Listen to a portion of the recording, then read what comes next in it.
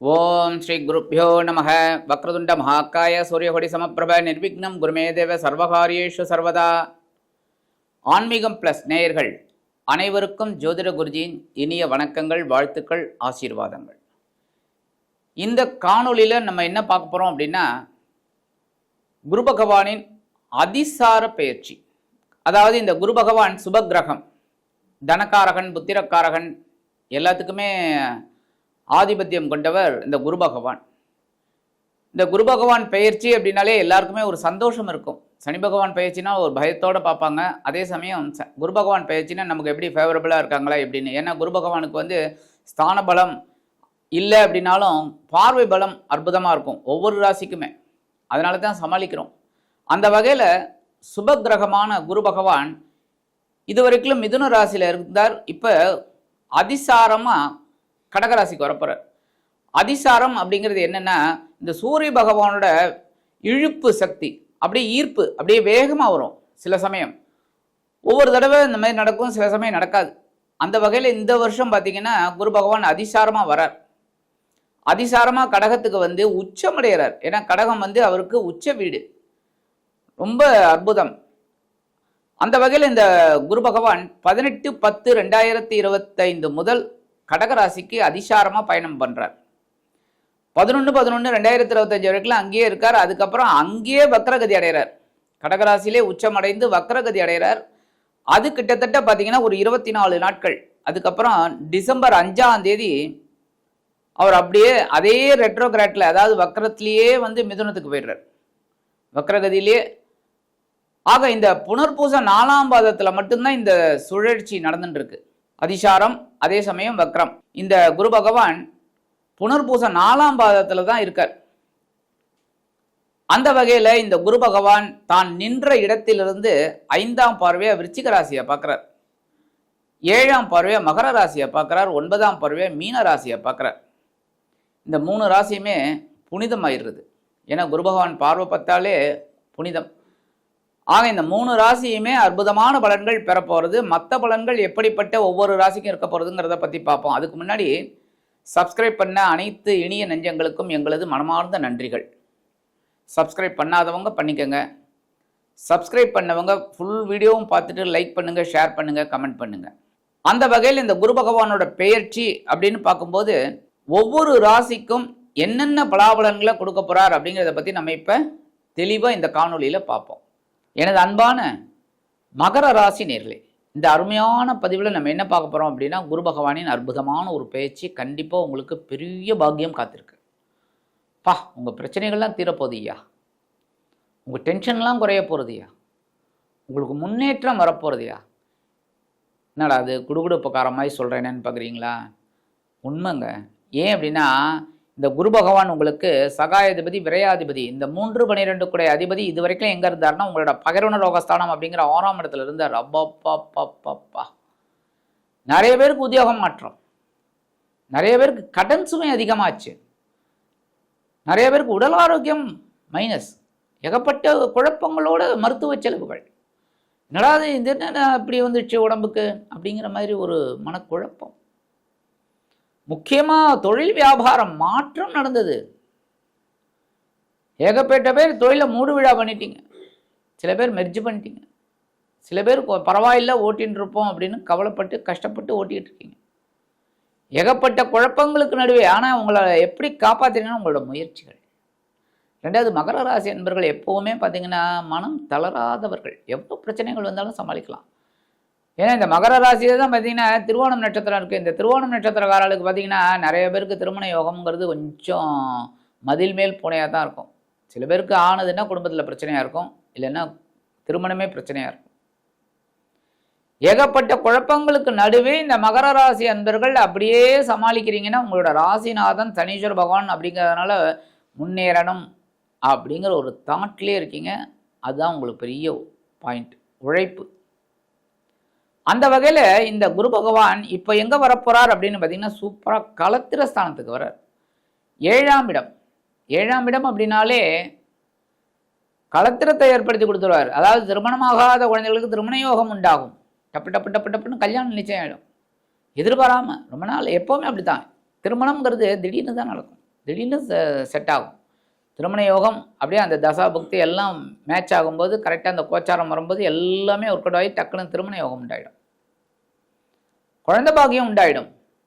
ஏன்னா புத்திரகாரகனே இந்த குரு பகவான் தான். ஸோ 7ஆம் இடத்துக்கு வரும். நல்ல நண்பர்களின் மூலமாக வாழ்க்கை உயரும். நல்ல கவனிங்க, நல்ல நண்பர்கள். எப்போவுமே நல்ல நண்பர்கள் கிடைக்கிறது தான் கஷ்டம். நண்பர்கள் கிடைக்கிறது ரொம்ப ஈஸி, ஆனால் நல்ல நண்பர்கள் கிடைக்கிறது கஷ்டம். அந்த நல்ல நண்பர்களின் மூலம் உங்களது வாழ்க்கையில் ஒரு முன்னேற்றம் கிடைக்கும். அடுத்தபடியாக உங்கள் மனசில் இருக்கிற கவலைகள் கண்டிப்பாக குறையும். உத்தியோகம் சிறப்படையும். தொழில் வியாபாரத்தில் இருந்து வந்த குழப்பங்கள் குறையும். படிக்கிற குழந்தைகளுக்கு ஒரு நல்ல படிப்பு முன்னேற்றம் கண்டிப்பாக கிடைக்கும். இப்ப மகர ராசி என்பவர்களுக்கு தொட்டதெல்லாம் பொன்னாகக்கூடிய ஒரு வாய்ப்பினை இந்த பொன்னவன் அற்புதமா கொடுக்கக்கூடிய ஒரு காலகட்டம் இதுதான். 7ஆம் இடம்ங்கிறது சும்மா இல்லை, அதுவும் உச்சமடைகிறார். உச்சமடைந்த குரு பகவான் உங்க ராசியை வேற பார்க்கிறார். அற்புதமான பலன்கள். ஒவ்வொரு விஷயத்திலையும் ஒரு முன்னேற்றம் கிடைக்கும். இதுவரை கொஞ்சம் மன கவலையில, மன கிளேசத்துல, மன சங்கடங்கள்ல இருக்கிறவாளுக்கெல்லாம் அப்படியே பாசிட்டிவ் தாட் வரும். முக்கியமாக உடல் ஆரோக்கியம் நல்லபடியாக இருக்கும்.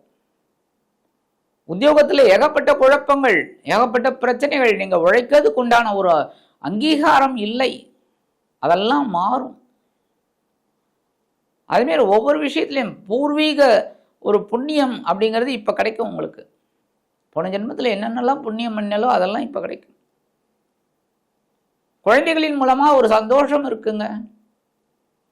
18/10/2025 முதல் 11/11/2025 வரைக்கும் நேர்கதியில் பிரயாணம் பண்ணுறாரு. அதுக்கப்புறம் பார்த்தீங்கன்னா 11/11/2025 5/12/2025 வரைக்கும் வக்ரகதியில் ரெட்ரோகிராட்டில் பிரயாணம் பண்ண போகிறார்.